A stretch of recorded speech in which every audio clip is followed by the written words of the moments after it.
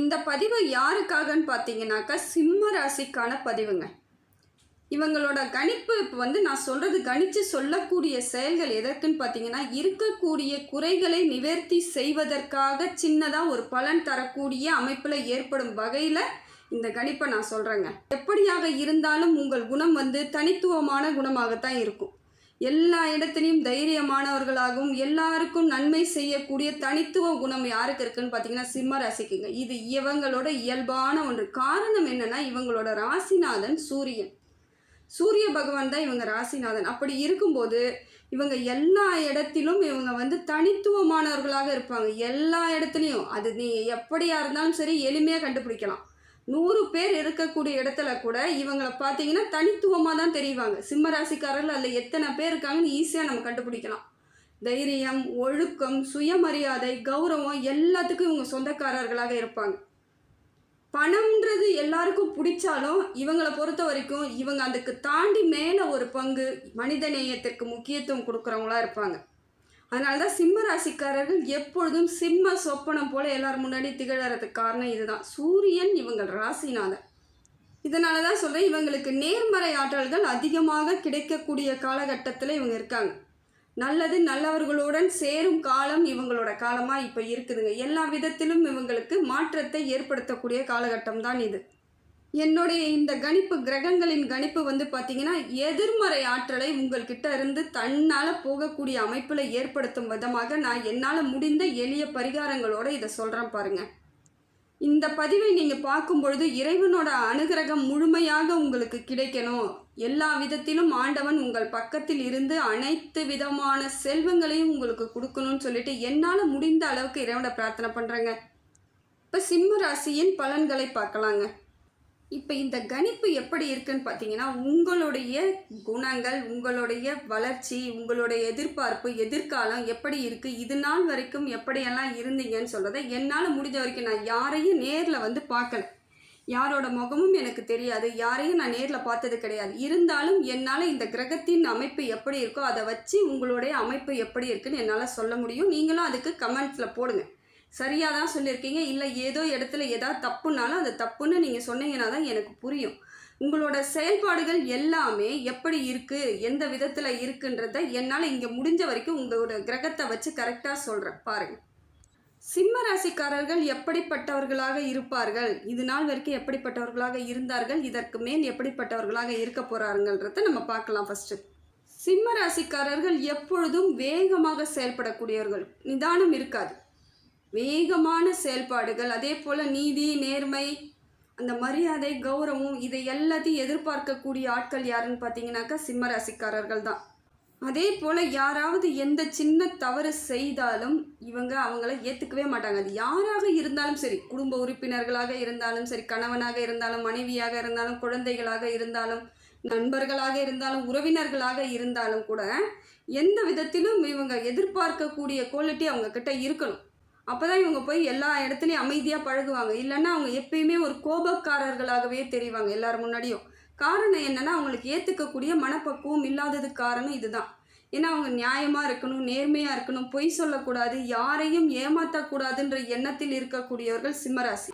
அவ்வளோ எளிமையாக எல்லார் கூட இவங்க பழக மாட்டாங்க. அப்படி பழகிட்டாங்கன்னா அவங்கள எந்த சூழ்நிலையிலும் விட்டு கொடுக்க மாட்டாங்க. இவங்க கடைசி வரைக்கும் அவங்களுடன் இருந்துக்கிட்டே தான் இருப்பாங்க.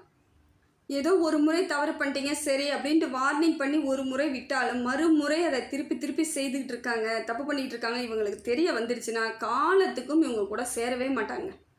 அவங்க எப்படிப்பட்டவர்களாக இருந்தாலும் சரி, தவறு அது திருப்பி பண்ணிட்டாங்கன்னும் பொழுது சுத்தமாகவே அவங்கள விட்டு விலக ஆரம்பிச்சிருவாங்க. இதனாலேயே சிம்ம ராசிக்காரர்களுக்கு நிறைய எதிர்ப்புகள் இருந்துக்கிட்டே இருக்குங்க. கருத்து வேறுபாடுகள் குடும்பத்தில் இருக்கும் பொழுது கூட கருத்து வேறுபாடுகள் அதிகமாக வர்றதுக்கு காரணம் இதுதான். எப்படியா இருந்தாலும் இவங்க கிட்ட அண்டர்ஸ்டாண்ட் பண்ணிக்கவே முடியாது. கருத்து வேறுபாடுகளுடனே வாழக்கூடியவர்களாக குடும்பத்தில் தான் மெயினாக இது நடக்கும். மற்றவர்களை காட்டிலும் குடும்பத்தில் இவங்களுக்கு எதிர்ப்புகள் அதிகமாகவே இருந்துகிட்ருக்கும். அதே போல் நண்பர்களிடமும் இது ஒரு சில இடங்களில் ரொம்ப டாமினேஷன் ஆகும். இவங்களோட கருத்துக்களை அவங்க ஏற்றுக்கவே மாட்டாங்க. இதனால் பெரிய பிரச்சனைகளுக்கு கூட இவங்க சந்திச்சிருக்க வாய்ப்புகள் இருக்குது.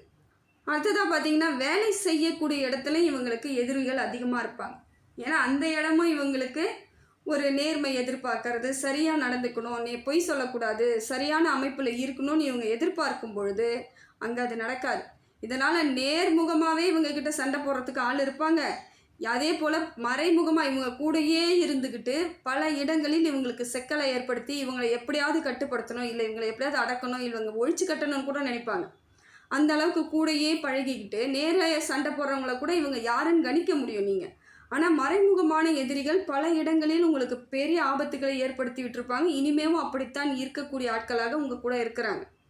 அதே போல் நீங்கள் வேலை செய்யக்கூடிய இடத்துல ரொம்ப பரபரப்பாக இருப்பீங்க, தைரியமாக பேசுவீங்க, எல்லா இடத்துலையும் சரியான அமைப்பு இருக்கணுன்றதுக்கு நீங்கள் எவ்வளோ முயற்சி பண்ணுவீங்களோ அவ்வளோ முயற்சியும் அவ்வளோ எல்லாத்தையும் போடுவீங்க. ஆனால் மற்றவங்க உங்களை அப்படியே உத்து பார்த்துக்கிட்டு இவன் மட்டும் எப்படி முடியுது, இவங்களால மட்டும் என்ன செய்கிறாங்க, இவங்க மட்டும் எப்படி இவங்க நல்லா இருக்கிறாங்கன்ற எண்ணத்தோடு பொறாமையோடு உங்களை இது நாள் வரைக்கும் பார்த்துருப்பாங்க. இது உங்களுக்கே தெரியும். நல்லா யோசிச்சு பாருங்கள், யாரெல்லாம் அப்படின்ட்டு உங்களாலேயே எளிமையாக கண்டுபிடிச்சிட முடியும். அந்த அளவுக்கு உங்களுக்கு எதிரிகளும் எதிர்ப்புகளும் பொறாமைகளும் அந்த அளவுக்கு உங்களை சுற்றி இருந்துகிட்டு இருக்குங்க. அதே போல் அலுவலகங்களில் நீங்கள் உங்களோட விடாமுயற்சியும் உங்களோட முயற்சியும் தொடர்ந்து செயல்படுத்தும் பொழுது சில இடங்களில் நீங்கள் வெற்றி பெறுவதற்கு வாய்ப்புகள் இருந்தாலும் பல பேர் அதை தடுக்கிறதுக்கு முயற்சி பண்ணுவாங்க. சில பேர் அதை தவறுதலாக பரப்பிவிட்டு உங்களை இன்னும் மேலும் சிக்கலையோ இல்லை அவமானத்துக்கு உட்படுத்த ஆட்படுவாங்க. அந்த மாதிரியான ஆட்கள் உங்களுடன் இருப்பவர்கள். இந்த தொழில் செய்யக்கூடிய இடத்துல ரொம்ப கஷ்டப்படுறவங்க யாருன்னு பார்த்தீங்கன்னா சிம்மராசியாக தான் இருக்கும். குடும்பத்தில் கூட ஒரு சில சமயங்கள் தான் எதிர்ப்புகள் வரும். ஆனால் இந்த தொழில் செய்யக்கூடிய இடம், அது சொந்த தொழில் செய்யக்கூடிய இடமாக இருந்தாலும் சரி, வேலை வேற எங்கே அலுவலகத்தில் பார்க்கக்கூடிய ஆட்களாக இருந்தாலும் சரி, எப்பொழுதும் எதிரிகளோடையே போராடுற மாதிரியான ஒரு அமைப்பு உங்கள் வாழ்க்கையில் இருந்துக்கிட்டே இருக்கும். இப்படிப்பட்ட சிம்மராசிக்காரர்கள் சில இடங்களில் நீங்கள் எல்லா இடத்துலையும் தோத்துட்டு ஒரு சில இடங்களில் மட்டுமே ஜெயிக்கக்கூடிய ஆட்களாக தான் இருப்பீங்க. 10 இடத்துல எஃபெக்டை போடுறீங்க, உங்களோட முயற்சியை போடுறீங்கன்னா அதில் 2 இடம் மட்டும்தான் ஜெயிக்கிற மாதிரி இருக்கும். அதுவும் பெரிய வெற்றிகளாக இருக்காது. ஏதோ ஒரு யோகம் அடித்தா மாதிரி சின்னதாக கிடைக்கும். ஆனால் மீதி 8 இடத்துல தோக்கிறதுக்கு காரணம் என்ன அப்படின்னு பார்த்தீங்களா? ஏன்னா இவங்க வெற்றியை தவற விட்டதுக்கு காரணம் என்னன்னு தேடும் பொழுது பல சிக்கல்களும் பல பிரச்சனைகளும் உங்கள் முன்னாடி வரும் பாருங்கள். இப்படிப்பட்ட சிம்ம ராசிக்காரர்கள் இனி வரக்கூடிய காலங்களில் எதையெல்லாம் தவற விட்டீங்க, எதனால் உங்களுக்கு வெற்றி கிடைக்காம போயிடுச்சுங்கிறத பார்த்துட்டு அதன் மூலம் இப்போ சொல்கிறேன் பாருங்கள். இதன் மூலம் நீங்கள் இந்த பாதைகளை செல்லும் பொழுது உங்களுக்கு வெற்றி கிடைக்கும். இந்த ஜூன் மாதம் உங்களுக்கு எப்படி இருக்குன்னு பார்க்கலாம் பாருங்கள். உங்களுக்கு ஏற்ற காலமாகத்தான் இந்த மாதம் இருக்குது. உங்களுக்கு இந்த ஜூன் மாதம் உங்களுக்கு நன்மையை தரக்கூடிய காலமாக தான் இருக்குது. இருந்தாலும் நீங்கள் அந்த வாய்ப்பை கரெக்டாக பயன்படுத்திக்கணும். அதற்கு தகுந்தாற் போல் உங்கள் வாழ்க்கையை அமைச்சுக்கணும். அதை விட்டுட்டு ஏதாவது சிந்தனை சிதறல் ஏற்படுறது, வேறு வேலைக்கு போகிறது, அது மாதிரிலாம் இல்லாமல் என்ன செய்யணும் அப்படிங்கிறத தெளிவாக நீங்கள் இப்போ இந்த காலகட்டத்தில் முடிவு பண்ணணும். இதற்கு காரணம் என்னென்னா, கிரகங்கள் எல்லாமே எல்லா நேரங்களிலும் நமக்கு நல்ல பலன்களை கொடுத்துக்கிட்டே இருக்காது. ஒரு சில கிரகங்கள் நமக்கு தேவையில்லாத பலன்களை கொடுக்கும். அந்த கஷ்ட காலமாக ஏற்படுத்திடும். நமக்கு நேரம் சரியில்லாத அமைப்பை ஏற்படுத்தும் பொழுது நாம் அதுக்கு கரெக்டாக புத்திசாலித்தனமாக அமைச்சிக்கிட்டோம்னா நம்ம லைஃப்பை அந்த இடத்தையும் நம்ம கடக்கலாம். ஆனால் எல்லா நேரமும் நம்ம அருமையாக இருப்போமா, எல்லா கிரகங்களும் நமக்கு அருமையாக இருக்குமான்னு கேட்டால் அது எந்த காலத்திலும் அந்த வாய்ப்பு இருக்காதுங்க. ஏதோ ஒரு கிரகம் சரியாக இருந்தாலும் ஒரு கிரகங்கள் நமக்கு வேறு விதமான பலன்களை கொடுத்துக்கிட்டு தான் இருக்கும். அதனால் நாம் என்ன செய்யறோம் அப்படிங்கிறத முதல்ல நீங்கள் புரிஞ்சுக்கணும். ஏன்னா எப்படித்தான் ஜாதகங்கள் இருந்தாலும் ஏதோ ஒரு குறை நமக்கு இருந்துக்கிட்டு தான் இருக்கும். அதனால் முடிந்த வரைக்கும் அந்த குறைகளை நாம் நிவர்த்தி பண்ணக்கூடிய அமைப்பை நம்ம தான் கரெக்டாக கையாளணும். சிம்ம ராசிக்காரர்களை பொறுத்த வரைக்கும் குறை இருக்குது, எனக்கு என் ஜாதகம் அவ்வளோதான் அப்படின்னு நீங்கள் எந்த காலத்திலும் முடிவு பண்ணக்கூடாதுங்க. ஏன்னா உங்கள் ராசிநாதன் சூரிய பகவான் எதற்கும் உங்களுக்கு துணிச்சலை கொடுக்கக்கூடியவர் தான். அப்படி இருக்கும் பொழுது நீங்கள் சோர்ந்து போய் அமர்ந்துடுறது, இல்லை மன அழுத்தத்துக்குள்ளே போயிடுறது, நம்மளால் எதுவுமே முடியாதுன்ற தன்னம்பிக்கை இல்லாமல் போகிறதுக்கெல்லாம் காரணம் வந்தாலே கிரகங்கள் வேலை செய்ய ஆரம்பிக்குதுன்னு அர்த்தம். அதுக்கு நீங்கள் வழியே விடக்கூடாது. நீங்கள் என்ன பண்ணணுங்கிறதுல உஷாராக இருந்துக்கிட்டே இருந்தீங்கன்னா கிரகங்கள் அந்த அளவுக்கு வேலை செய்ய முடியாது, நீங்கள் செய்ய விட மாட்டீங்க. சிம்ம ராசியை பொறுத்த வரைக்கும் ராசியில் 5ஆம் வீட்டில் சந்திரன் அமர்ந்திருக்கார். இது என்னென்ன மாற்றங்கள் உங்கள் மனதளவில் ஏற்படுத்துன்னு பார்க்கலாம். அந்த 2025ஆம் ஆண்டு ஆரம்பித்ததே சந்திரன் 5ஆம் இடத்துல இருக்கும் பொழுது அப்போ உங்கள் மனசு எதை மாதிரியான கலக்கங்களில் இருந்துச்சு தெரியுங்களா? வாய்ப்புகள் அதிகமாக நம்ம ஏற்படுத்திக்கணும், எல்லா இடத்துலையும் நாம் எல்லாருக்கும் செய்யணும், அதே போல் ஒரு பொருளாதார மாற்றத்தை நம்ம ஏற்படுத்தி காமிக்கணும், நமக்கும் பொருளாதார வளர்ச்சி இருக்கணும், புதிய தொழில்கள்லாம் பண்ணலாம், புதிய முயற்சி பண்ணலாம் அப்படிங்கிற எண்ணத்தோடு ஏதாவது முயற்சி எடுத்திருந்தீங்கன்னா ஏமாற்றப்பட்டிருப்பீங்க. அதுக்கு காரணம் என்னன்னா, நீங்கள் உங்களை நம்பாமல் மற்றவங்களை நம்பினது. அதாவது புதிய ஆட்களை நம்புறது, இல்லை பல ஆண்டுகளுக்கு முன்னாடி ஏதோ ஒரு நட்பு இல்லை ஏதோ ஒரு உறவுக்காரர்களாக இருந்திருக்கும். அவங்க இப்போ திடீர்னு உங்ககிட்ட வந்து பேசுறது பழகிறது இந்த 2025ஆம் ஆண்டு ஆரம்பித்த பொழுது இருக்கக்கூடிய சூழ்நிலை இது. அவங்க உங்கள் கூட வந்து பழகியிருப்பாங்க, பொருளாதார ரீதியாக இதை பண்ணால் அதை பண்ணால் உங்களுக்கு வெற்றி கிடைக்கும், லாபம் அடையலாம், பொருளாதாரத்தில் சிறந்து விளங்குவீங்கன்னு ஏதோ ஒரு செயலை சொல்லும் பொழுது அவங்களுடன் சேர்ந்து நீங்கள் அந்த பயணம் பண்ணும் பொழுது தொழிலில் நீங்கள் நஷ்டம் ஏற்பட்டிருக்கும். பொருளாதார ரீதியாக பல இடங்களில் கடன்கள் ஏற்பட்டிருக்கலாம், ஏமாற்றம் அடைஞ்சிருப்பீங்க, நிறைய அவமானங்களை சந்திச்சிருப்பீங்க. இதுக்கு எல்லாமே காரணம் என்னென்னா, சந்திரன் மனதிற்குள் அமர்ந்து உங்களுக்கு தேவையில்லாத எண்ணங்களையும் ஆசைகளையும் உங்களுக்கு சொன்னது தான்.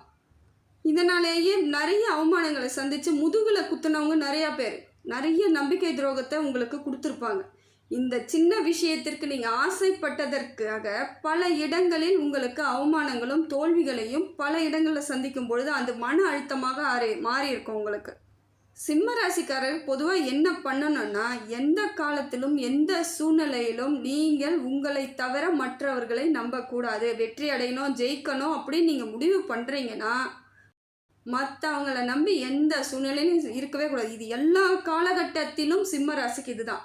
ஏன்னா நீங்களே தனித்துவமாக செயல்படக்கூடியவர்கள் தான், நீங்கள் தன்னம்பிக்கையோடு இருக்கக்கூடியவர்கள் தான். அப்படி இருக்கும் பொழுது உங்களை தாண்டி யாரும் பெரிய ஆட்களாக இருக்கவே முடியாது. நீங்கள் என்ன பண்ணுறீங்க, உங்களை நீங்கள் புரிதல் இல்லாமல் உங்கள்கிட்ட என்ன இருக்குது, நீங்கள் என்ன செய்தால் வெற்றி அடையலான்னு உங்களுக்கு தெரியாமல் மற்றவங்க சொல்கிறத கேட்குறது, மற்றவங்கள வந்து பெருசாக நினைக்கிறது, இதோட விளைவு தாங்க இன்றைக்கி நீங்கள் இந்த இடத்துல இவ்வளோ கஷ்டப்பட்டுட்டு இருக்கிறதுக்கு காரணமே. தலைமை பண்பு அதிகமாக வகிக்கக்கூடியவர்கள் யான்னு பார்த்தீங்கன்னா சிம்மராசி. அப்படி இருக்கும் பொழுது அவங்க மற்றவங்கள தலைவராகவோ இல்லை மற்றவங்கள வந்து ஒரு எடுத்துக்காட்டாவோ எடுத்துக்கிட்டு எந்த விதத்தில் செய்தாலும் உங்களுக்கு தோல்வி நிச்சயம். ஏன்னா நீங்கள் தாங்க உதாரணமாக இருக்கணும், எல்லாருக்குமே நீங்கள் தான் வழிகாட்டுதலாக இருக்கணும். அப்படி இருக்கும்போது மற்றவங்க வழிகாட்டுறதுல நீங்கள் போனீங்கன்னா எப்படி ஜெயிக்க முடியும்? உங்களை நம்பி தான் பெரிய கூட்டமே இருக்குது. அது புரிஞ்சிக்காம நீங்கள் மற்றவங்கள நம்பி போகும் பொழுது பல இடங்களில் சிக்கல்களை இதனாலே சந்திச்சுக்கிறீங்க. ஏன்னா உங்களுக்கு தகுதியான ஆட்கள் யாருமே கிடையாதுங்க. உங்களை தவிர உங்களுக்கு இணையாக யாரும் இல்லை, நீங்கள் அதை நம்பணும். ஏன்னா நீங்கள் செய்யக்கூடிய வேலைகளை நீங்கள் மட்டும்தான் செய்ய முடியும். 100% தகுதியானவர்கள் நீங்கள் மட்டும்தான். அப்படி இருக்கும் பொழுது ஒரு சிலர்கள் ஏதோ ஒரு அளவுக்கு உங்களுடன் வரக்கூடிய அமைப்பு இருந்தாலும் அவங்கள நீங்கள் முழுசாக நம்பக்கூடாது. ஏன்னா அவங்களாம் ஒரு 60% வரலாம், 65% வரலாம், உங்களுக்கு இணையாக ஏதோ ஒரு அளவுக்கு அறிவாளியாகவும் புத்திசாலித்தனமாகவும் இருக்கலாம். ஆனால் முழுமையான சிந்தனைகளும் முழுமையான நல்ல எண்ணங்களோடு உங்களோட பயணிப்பாங்களான்னா முடியாது. அப்படி இருக்கும் பொழுது அது பெரிய பின்விளைவுகளை நீங்கள் தான் சந்திக்க வேண்டிய இடமா மாறி போய்டுறதுக்கு காரணம் இதுதான். ஏன்னா சிம்மராசிக்காரர்களுடன் எல்லோரும் இணைந்து பணிபுரியவே முடியாது. ஏன்னா இவங்களோட தனித்துவம் என்னன்னு பார்த்தீங்கன்னா, வேகமாக செயல்படுவார்கள். அதேமாதிரி ஒரு விஷயம் என்ன டக்குன்னு புரிஞ்சுக்குவாங்க, எல்லாராலையெல்லாம் புரிஞ்சிக்கவே முடியாது. அவங்க ஒரு சின்ன புள்ளி தான் வைப்பாங்க, அதில் நீங்கள் கோலமே போடக்கூடிய அளவுக்கு வந்து உங்களோட திறமை தனியாக இருக்கும், அறிவு புத்திசாலித்தனமாக இருப்பீங்க. எல்லாரும் அப்படி இருப்பாங்களான்னா இருக்க மாட்டாங்க. அதனால தான் நீங்கள் போய் பழகக்கூடிய ஆட்கள் எல்லாம் என்ன பண்ணுறாங்க, உங்களை நம்ப வச்சு ஏமாத்துறது இதுதான். இதனாலேயே உங்களுக்கு அதிகப்படியான கோபங்கள் வருது. மற்றவங்க இதுக்கு மாதிரி சரியாக செய்ய மாட்டாங்களே, ஏன் கரெக்டாக இல்லை, இவ்வளோ வேகமாக செய்ய வேண்டிய வேலையை இவ்வளோ நிதானமாக செஞ்சு வேஸ்ட் பண்ணுறீங்களா, டைம் வேஸ்ட்டு, பொருளாதாரம் வேஸ்ட்டு, எல்லாமே வேஸ்ட் ஆகுதுன்னு உங்களுக்கு கோபம் வரும். கோபத்தோடு சேர்ந்து மன அழுத்தமும் ஏற்படும்.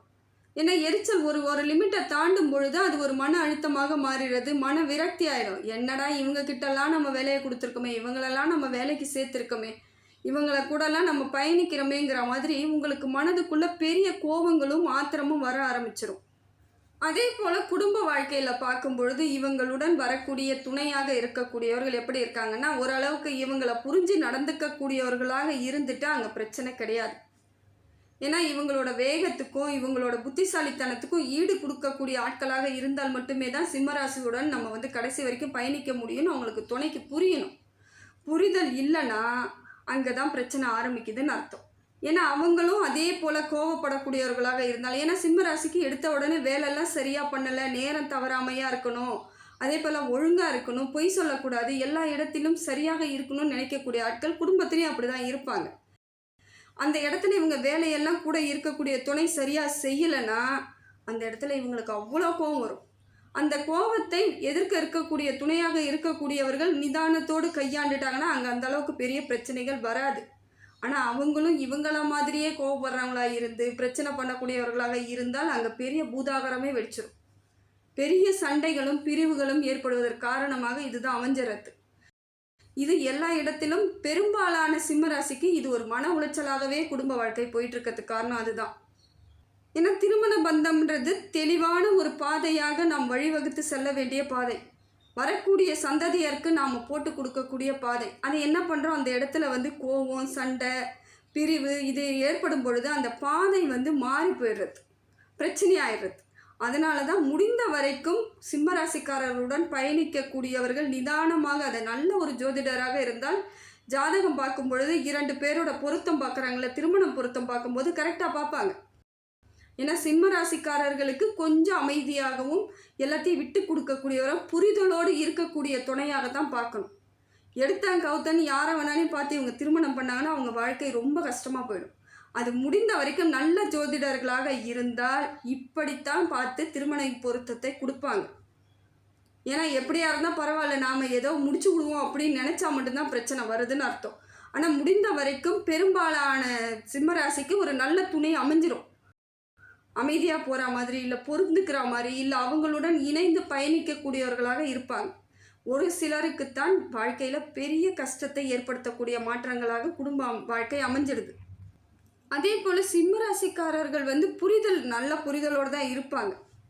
இப்போ நண்பர்களாக வரும்பொழுது அவங்களுக்கு தெரியும் இவங்க நம்ம கூட கடைசி வரைக்கும் இருக்க முடியுமா முடியாதாங்கிறதுல புரிதல் இருக்கும். ஏன்னா எடுத்த உடனே யாரும் பழகி பேச போகிறது கிடையாது, நண்பர்கள் ஆக போகிறது கிடையாது. கொஞ்சம் நாட்கள் ஆகும் இல்லையா, அப்பயே அவங்களுக்கு புரிதல் ஏற்பட்டுடும். நல்லா யோசிப்பாங்க, நமக்கு இவங்கெல்லாம் ஃப்ரெண்டாக இருக்கணும்னா இப்படித்தான் இருக்கணுன்றதுல இவங்க வழிவகை செஞ்சு வச்சிருக்கா மாதிரி அவங்களுக்கு சரியானவர்களாக சிலர் அமைஞ்சிறது உறுதியான அமைப்பு தாங்க. அதுவே ஒரு சிலர் பழக்க வழக்கம் இவங்கெல்லாம் நம்மளுக்கு செட் ஆகாதுப்பா, இவங்களோட பேச்சுவார்த்தை சரியில்லை, பேசும்பொழுது தவறாக பேசுகிறாங்க, பொய் பேசுகிறாங்க, இல்லை வேறு விதமாக பேசுகிறாங்க, நிறைய ஏமாத்துத்தன்மையோடு இருக்கிறாங்கன்னா இவங்க அவங்கள அடுத்த நிமிஷம் வச்சு பார்க்காதீங்க, அவங்கள விட்டு விலகிடுங்க. அதுதான் உங்களுக்கு நல்லது. இல்லைன்னா உங்களோட வெற்றிக்கான பாதைகளை அவங்க தடுத்து நிறுத்திடுவாங்க, வேறு விதம் ட்ராக் மாற்றி விட்டுருவாங்க. உங்களுக்கு நேராக போக வேண்டிய வழியை சுற்றி காமிக்கும் பொழுது ரொம்ப சுத்தாக இருந்தால் என்ன பண்ணுவீங்க, சோர்வு அடைஞ்சிருவீங்க. அதனால தான் சொல்கிறேன், முடிந்த வரைக்கும் இப்படிப்பட்ட ஆட்களை யாருன்னு புரிதலோடு இருந்து சிலரை நீங்கள் தன்னால் விலக்கிட்டீங்கன்னா அது உங்களுக்கு நல்லதுங்க. அதே போல் திடீர்னு நமக்கு இன்னும் இப்படியே இருக்கிறோமே, வெற்றி அடையாமல் இருக்கோமே, நிறைய தோல்விகளை சந்திச்சுட்டே இருக்குமே, நம்ம எதாவது மாற்றி பார்ப்போமான்ற எண்ணங்கள்லாம் உங்களுக்கு வரக்கூடாது. ஏன்னா நீங்கள் எப்பொழுதும் தெளிவானவர்கள் தான், எந்த விதத்திலும் உங்களுக்கு தெளிவு இல்லாமல் கிடையாது. அப்படி இருக்கும்போது ஏதோ ஒரு இடத்துல ஒரு சின்ன தோல்விகள் வந்துருச்சுன்னா நாம் ட்ராக்கை மாற்றுவோமான்னு மாற்றக்கூடாது. எப்படியாக இருந்தாலும் நாம் இப்படித்தான் அப்படிங்கிறதுல உறுதியோடு இருக்கணும். அதே போல் மற்றவங்களுடன் அவங்க அப்படி இருக்காங்க, நாம் எதாவது மாற்றி எதாவது செஞ்சு பார்ப்போமான்னு பார்க்கும் பொழுது நீங்கள் திரும்பி எந்திரிக்க முடியாத அளவுக்கு பிரச்சனைகளை சந்திக்க வேண்டும். ஏன்னா உங்களோட அமைப்பு, உங்களோட செயல், நீங்கள் அந்த அளவுக்கு குவாலிட்டியானவர்கள், புத்திசாலித்தனமானவர்கள். அப்படி இருக்கும்போது அதே இடத்த அதே பாதையில் போய்கிட்டு இருங்க, அதுதான் உங்களுக்கு சரியான அமைப்பாக இருக்கும். அதே போல் பெரும்பாலான இடங்களில் செய்யக்கூடிய வேலை எந்த வேலையாக இருந்தாலும் உங்களை நம்பி மட்டும் இருக்கக்கூடியதாக இருக்கணுங்க. அதே போல் நீங்கள் முதலாளியாக இருந்து உங்கள் கீழ் தொழிலாளிகளை வச்சு வேலை செய்கிறதா இருந்தால் சிறப்புங்க. அதுக்கு நீங்கள் தனித்துவமே அதுதானே, நீங்கள் தலைவராக இருக்கக்கூடியவர்களாகத்தான் இருப்பீங்க. சூரியன் உங்கள் ராசிநாதனும் பொழுது நீங்கள் ஒரு நல்ல இடத்துல இருந்துக்கிட்டு கீழே இருக்கிறவங்கள வச்சு வேலை வாங்கினீங்கன்னா அழகாக வேலை வாங்குவீங்க. அந்த செயல் எல்லாமே சரியான அமைப்புலையும் கிடைச்சிரும் உங்களுக்கு. இதை தவிர்த்துட்டு ஏதோ ஒரு நட்பு ரீதியாகவும் உறவுகள் ரீதியாகவும் சொந்த பந்த ரீதியாகவும் நீங்கள் என்ன பண்ணுறீங்க, அவங்க மூலமாக ஏதாவது ஒரு தொழிலை தொடங்கலாம், இல்லை அவங்கள வச்சு தொடங்கலாம் நீங்கள் ஏதாவது செய்ய ஆரம்பிச்சிங்கன்னா அதில் வெற்றி அடைவதற்கு வாய்ப்புகள் ரொம்ப ரொம்ப குறைவாக இருக்குதுங்க, ரொம்ப குறைவு.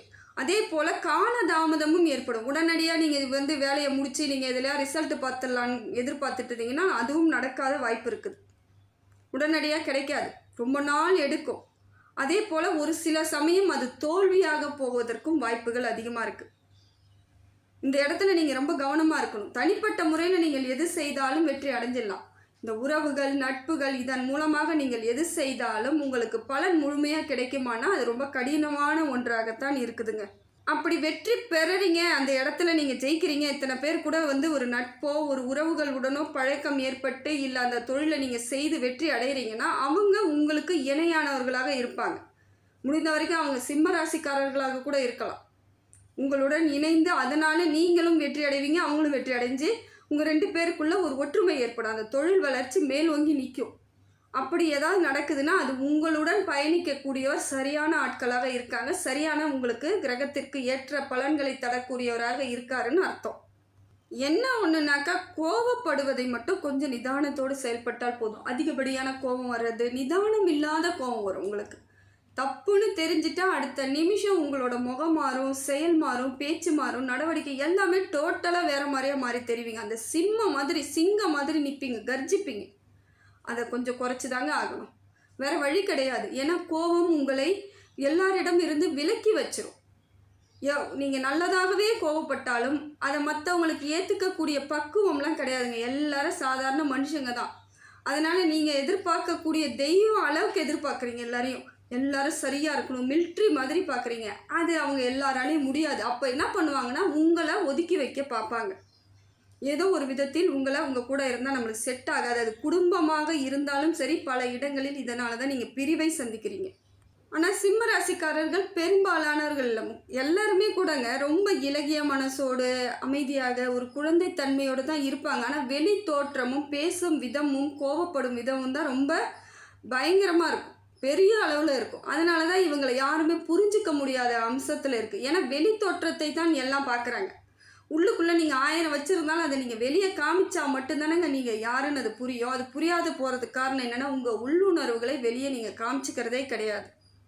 சிம்ம ராசிக்காரர்களாக இருந்து இப்போ இந்த பதிவு பார்த்துக்கிட்டு இருக்கிறவங்களா இருந்தால் இதுவே உங்களுக்கு புரிதல் ஏற்படும்.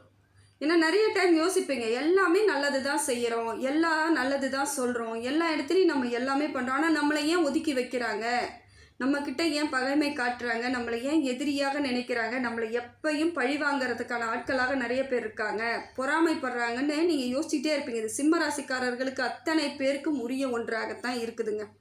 இது இவங்களுக்கு கோபமாகவே திருப்பி உங்களுக்கு வந்துட்டு இருக்கிறதுக்கு காரணம் இதுதான். முதல்ல கோபத்தை குறைங்க, எல்லாருடனும் சகஜமாக பழகுவதற்கு முயற்சி பண்ணுங்க, பழகுங்க. ஏன்னா எல்லாருக்கிட்டேயும் தப்பு இருக்குது, யாரும் சரியானவங்களாம் இருக்க முடியாது. இப்போ பார்த்தீங்கன்னா சிம்ம ராசிக்காரர்கள் இவ்வளோ சொல்கிற நீங்களே கோபப்படுவதே ஒரு தவறு தான் உங்களுக்கு இன்ன வரைக்கும் தெரியாமல் இருக்குது பார்த்தீங்களா? இதுவும் ஒரு தவறு தான். மற்றவங்க கண்ணுக்கு இது நீங்கள் பண்ணுறதெல்லாம் தப்பாக தெரியுது. இப்போ நீங்கள் உங்கள் கண்ணுக்கு எதெல்லாம் தப்பாக தெரியுதோ யார் பண்ணுறதெல்லாம், அதே போல் மற்றவர்கள் உங்களை பார்க்குறாங்கன்னு நீங்கள் நினைக்கணும். அப்போ தான் அடுத்த கட்டத்துக்கு உங்களால் முழுமையாக நகர முடியும். நீங்கள் என்ன பண்ணுறீங்க, உங்களை மட்டுமே பார்த்துக்கிட்டு ஒரு சில இடங்களில் எதிரிகளை மட்டுமே பார்த்துட்டு நடக்கும் பொழுது உங்களோட குணம் என்ன, உங்களோட கேரக்டர் என்ன, நீங்கள் யாருங்கிறத நீங்கள் உணர மறுத்துடுறீங்க. நீங்கள் உங்களை உணர்ந்தால்தான் வெற்றிக்கான வழிவகையை தேட முடியும். குடும்பத்தில் அனுசரணை இருந்தால் தான் வெளியே நீங்கள் ஜெயிக்க முடியும். ஏன்னா குடும்பத்தில் எல்லா இடத்துலையும் சண்டை போட்டுட்டு கோச்சிக்கிட்டு பிரிஞ்சுட்டு நீங்கள் வெளியே எந்த இடத்துலையும் ஜெயிக்க முடியாது. அது உங்களுக்கு புரிதல் இருந்தால் இந்த வாழ்க்கையில் நீங்கள் ஜெயிக்க ஆரம்பிக்க பண்ணிட்டீங்கன்னு அர்த்தம். இந்த புரிதலோடு இருக்கும் பொழுது ஜெயிக்க ஆரம்பிச்சிட்டிங்க, கிளம்பிட்டீங்க, இனிமேல் கூடிய விரைவில் வெற்றி தான் நீங்கள் நினச்சிக்கலாம். இல்லை நான் அப்படித்தான் கோபமாக தான் இருப்பேன், என் வழியில் நான் கரெக்டாக தான் இருப்பேன்னு நீங்கள் நினச்சிங்கன்னா கொஞ்சம் பின்னோக்கி போயிட்டுருக்கீங்கன்னு அர்த்தம். அதே போல் சிம்ம ராசிக்காரர்கள் ஏதாவது ஒரு செயல் ஆரம்பிக்கிறோம், வெற்றி பெறுவதற்கான செயலில் தொழில் தொடங்குவதற்கானது ஒரு நல்லது பேச போகிறீங்க அப்படின்னா ஞாயிற்றுக்கிழமையில் பேசுங்க. ஞாயிற்றுக்கிழமை உங்களுக்கு வெற்றி தரக்கூடிய நேரமாகவும் காலமாகவும் கிழமையாகவும் இருக்கும். ஏன்னா சூரியனுக்கு உரிய நாட்கள் எதுன்னு பார்த்தீங்கன்னாக்கா ஞாயிற்றுக்கிழமை தான். அந்த நாளில் நீங்கள் எந்த வேலை செய்தாலும் தொட்டது துலங்கும், வெற்றி அடைவதற்கான வாய்ப்புகள் இருக்குது. அதே போல் அந்த ஞாயிற்றுக்கிழமை முழுவதும் அதே போல் பார்த்துட்டு வழிபாடு பண்ணுங்கள், இந்த கோவிலுக்கு போங்க, அந்த பரிகாரங்கள் செய்யுங்கன்னு சொல்லிட்டா மட்டும் அந்த பிரச்சனையிலேருந்து நீங்கள் முழுமையாக வந்துடுவீங்களான்னு நம்பி வந்துடுவேன் அப்படின்னு உட்காந்துட்ருக்கக்கூடாது. ஏன்னா எல்லா விதத்திலும் நீங்கள் முயற்சி எடுத்துக்கிட்டே தான் இருக்கணும். இது நாள் வரைக்கும் எப்படி முயற்சி பண்ணி நீங்கள் மேலே வந்துகிட்டு இருக்கீங்களோ, ஏன்னா மேஷராசினாலே முயற்சி பண்ணக்கூடியவர்கள் தான், எப்பொழுதும் முயற்சியிலே தான் இருப்பாங்க. அப்படிப்பட்ட நீங்கள் மறுபடியும் அந்த முயற்சியிலேருந்து பின்வாங்கக்கூடாது. ஏன்னா சூழ்நிலை உங்களுக்கு அமையுது. இந்த டென்ஷன் ஆகிறது, கோபம் வர்றது, புரியாமல் இருக்கிறது, மன அழுத்தம் வருவது, இந்த மாதிரி காலகட்டத்தில் முயற்சி பண்ண நீங்கள் நிறுத்திடுவீங்க. அதனால் முடிந்த வரைக்கும் உங்கள் வாழ்க்கையே முயற்சியோடு தான் இருந்தாகணும். அடுத்து என்ன பண்ணணும், அடுத்து என்ன செய்யணும், அடுத்து என்ன வழிவகை இருக்குங்கிறதுல தெளிவாக சிந்தித்து செயல்படக்கூடிய ஆட்களாக நீங்கள் வரணும். ஏன்னா அதிகமான கெட்ட பேர் வர்றதுக்கு வாய்ப்புகள் இருக்குது. நல்லது செய்ய போனாலும் உங்களுக்கு கெடுதல் ஏற்படுவதற்கான கெடுபலன் கிடைப்பதற்கான வாய்ப்புகள் இருக்குது. பொருளாதார ரீதியாக பல பிரச்சனைகளும் சிக்கல்களையும் சந்திக்க வேண்டிய காலகட்டத்தில் இருக்கீங்க. உடல் ரீதியான பிரச்சனைகளும் சில இடங்களில் வருவதற்கான வாய்ப்புகள் இருக்குது. ஒரு சிலருக்கு மனத்தினால் மன அழுத்தம் அதிகமாக ஏற்படுவதற்கான வாய்ப்புகளும் இருக்குது. அதனால் முடிந்த வரைக்கும் என்னெல்லாம் செய்யணும், எதெல்லாம் செய்யணும்னு முதல்ல நீங்கள் எப்படி பிளான் போட்டு செஞ்சீங்களோ அதை இப்போயும் அந்த பிளானோடு தான் இருக்கணும். ஏன்னா எப்பயுமே பிளான் போடுறதுல நீங்கள் தான் நம்பர் 1. கரெக்டாக கணிப்பீங்க இல்லையா, அந்த மாதிரியான கணிப்புகளோடு செயல்படணும். இல்லைங்க இப்போ இருக்கக்கூடிய மண்டையில் டென்ஷன் தாங்க இருக்குது, கணிக்க முடியாதுன்னு நீங்கள் சோர்ந்து போனீங்கன்னா பிரச்சனையை அனுபவிக்க ஆரம்பிக்க போகிறீங்கன்னு அர்த்தம். முடிந்த வரைக்கும் கவலைகளை ஓரளவுக்கு ஓரமாக வச்சுட்டு நீங்கள் எந்த இடத்துல இருக்கீங்க, நீங்கள் யார், உங்களையே நீங்கள் சுய பரிசோதனை பண்ணிக்கக்கூடிய காலகட்டம் இது. அதனால் முடிந்த வரைக்கும் என்னெல்லாம் செய்யலாம், எதெல்லாம் செய்யக்கூடாதுங்கிறதுல தெளிவான எண்ணங்களோடு நீங்கள் இறங்கி செஞ்சீங்கன்னா இந்த காலகட்டத்தை தெளிவாக நீங்கள் வெளியே வந்துடலாம். இறைவன் எப்பொழுதும் உங்களுக்கு நல்ல அனுகிரகமான வாழ்க்கையை தரணும் தான் அவரும் நினைக்கிறாரு. நீங்கள் செயல்படும் விதத்தை கரெக்டாக செயல்படுத்துனீங்கன்னா, முயற்சி பண்ணிக்கிட்டே இருந்தீங்கன்னா முன்னேற்றத்திற்கான காலம் உங்களுக்கு இருக்குதுங்க. இந்த காலகட்டத்தை கொஞ்சம் கனிவோடு நீங்கள் நடந்துக்கிட்டால் மட்டும் போதுங்க. இறைவன் எப்பொழுதும் உங்களுக்கு பக்கபலமாகவே இருப்பார்.